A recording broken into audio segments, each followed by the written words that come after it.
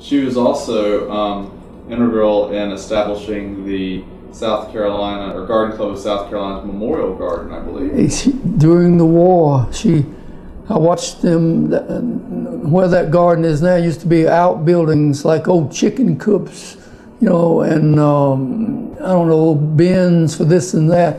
All those were torn down and cleared out. I would go up there every day to see the progress, you know.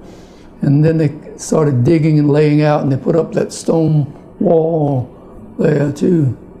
And then I was there when they opened that, the day that opened. I went to the opening. My mother and took my sister and me up there. She said, "We all ought to see this too," you know.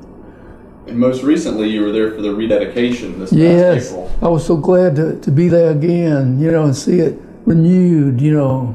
That was a grand gesture. And, you know, I believe her only son died in the war, didn't he? You know, and this was dedicated to those who fought and died in the Second World War, you know.